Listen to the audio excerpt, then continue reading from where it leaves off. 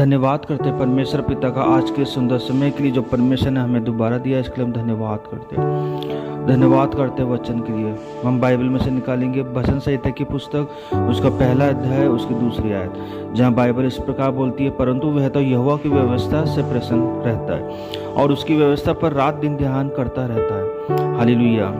परंतु वह तो यहोवा की व्यवस्था से प्रसन्न रहता है और रात दिन उसकी व्यवस्था पर ध्यान करता रहता है। आज आपके और हमारे जीवन में कोई विपरीत परिस्थिति आ जाती है तो हम परमेश्वर के वचन को छोड़ देते हैं। इस समय दाऊद के जीवन में जब परिस्थिति है तब भी वो अपने जीवन को परमेश्वर की वेदी पर रख रहा है, तब भी वो अपने जीवन को परमेश्वर के हाथों में रख रहा है, तब भी वो परमेश्वर के सामने अपने जीवन का पश्चाताप कर रहा है। क्या आपने और हमने अभी तक अपने जीवन का पश्चाताप किया है, या आज भी हम अपने उन पापों के अंदर ही जी रहे हैं जो पाप हमारे साथ में पहले भी चल रहे थे और आज भी वही पाप हमारे साथ में चल रहे हैं? आज क्या आप और हम इन पापों को छोड़ने के लिए अपने जीवन का अंगीकार परमेश्वर के सामने करते हैं या नहीं?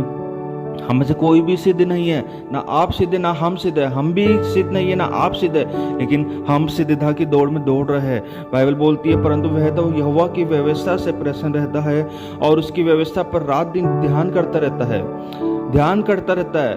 आपके जीवन में विपरीत परिस्थिति होंगी, फिर भी आप परमेश्वर के वचन के अंदर चलते रहेंगे। आपके जीवन में चाहे कितनी भी परिस्थिति आए तो भी आप परमेश्वर को नहीं भूलेंगे। परमेश्वर को आप प्रथम स्थान देना चाहते हैं, आप परमेश्वर को प्रथम स्थान देते रहेंगे। आपके जीवन में सब लोग आपको बोलेंगे कि अब तू परमेश्वर को छोड़, अब तू ईश्वर को छोड़, अपने खुदा को छोड़, सब कुछ छोड़ दे जिसने देखो यहाँ तक पहुँचा दे, फिर भी आप अपने जीवन को परमेश्वर की वेदी से दूर नहीं करेंगे।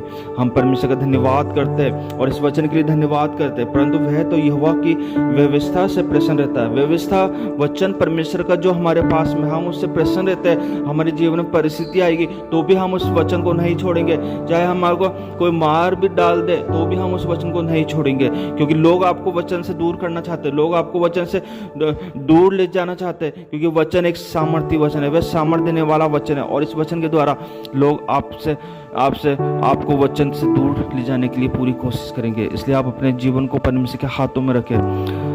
धन्यवाद करते हैं इस वचन के लिए जो परमेश्वर ने हमें दिया है। भजन संहिता उसका पहला अध्याय, उसकी दूसरी आयत, जहाँ बाइबल इस प्रकार बोलती है, परंतु वह तो यहोवा की व्यवस्था से प्रसन्न रहता है और उसकी व्यवस्था पर रात दिन ध्यान करता रहता है। धन्यवाद परमेश्वर, धन्यवाद।